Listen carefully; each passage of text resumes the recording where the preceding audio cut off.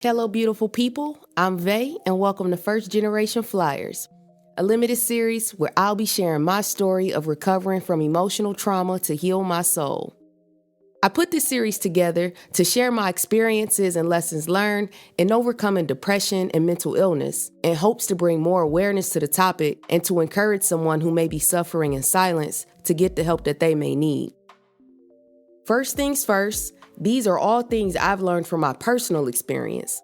I'm not a licensed professional, not a therapist, not a counselor, nothing like that. I'm just somebody who spent the majority of their life at war with themselves, struggling to overcome emotional and psychological pain, and I finally made it to the other side.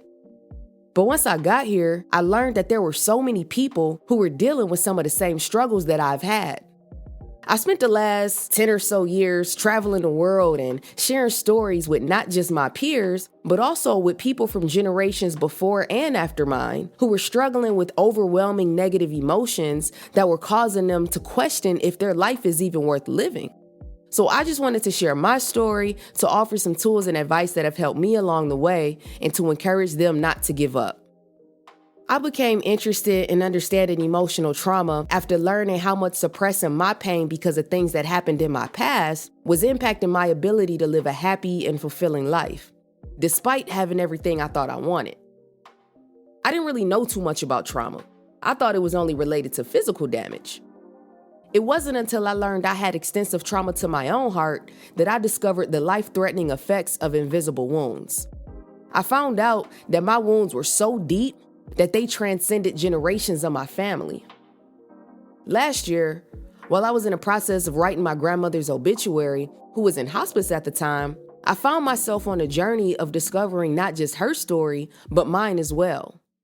And I ain't gonna lie, it was kind of embarrassing to know that I didn't really know anything about her, or her family for that matter, even though we spent my entire childhood through my teenage years together. And to make matters worse, there wasn't anybody I could go to or felt comfortable enough to go to get the answers that I was looking for. Now, I come from a big family, but somewhere along the way, the branch that I grew from became distant and disconnected. None of us were really close, and even inside the small circle I learned to call family, we didn't know much about each other outside of what we saw. But I grew to learn that that wasn't by accident. My family circle wasn't real personal. They were very private, and everybody was guarded. That's pretty much how life was for me growing up.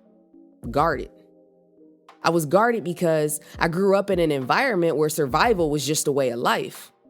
I was the product of a family of survivors, of women whose only recourse to the many tragedies of life was to pick up whatever pieces they could salvage and leave the rest behind so that they could continue to survive. It was the only thing they knew how to do because they were never taught to do anything else. So naturally, I inherited that same mindset. Whenever life threw spears my way, I picked up whatever pieces I could, and then I moved on. Somebody on the internet said something along the lines of, people raised on love see the world differently than people raised on survival. Now, if you can relate to growing up in a single-parent household where your primary caregiver was always stressed and emotionally unavailable, being adultified or parentified at a young age because of limited resources, carrying a blame for an absent or an abusive parent, or forced into independence because there were no adults around that you could depend on, then you were probably raised on survival. And chances are, you're probably more comfortable being alone and struggle with building and maintaining intimate relationships as an adult because you have a painful connection to love and self-image. These are all things that contribute to emotional trauma, which can be defined as the end result of events or experiences that leave us feeling deeply unsafe and often helpless. For me, being raised on survival was the foundation of becoming disconnected from who I was and falling into patterns of toxic behavior. Now, some of us have been able to overcome struggling to survive in a physical sense, where we've broken cycles of poverty or illiteracy in our families to create a better future for ourselves. But we don't realize the impact that coming from that life has on our spirits and our emotional state. And we're finding ourselves weighed down and sometimes defeated because the weight that we're carrying is too heavy to be just ours. Yet we're the ones who have to figure out what to do with it, and it's manifesting in the form of depression, anxiety, and other mental illnesses affecting our overall quality of life. We don't realize that we've become the bearers of our family's pain. I call these survivors first-generation flyers. Throughout this series, I plan to take you on a journey through my own story to uncover the root cause of invisible wounds that caused me to self-destruct.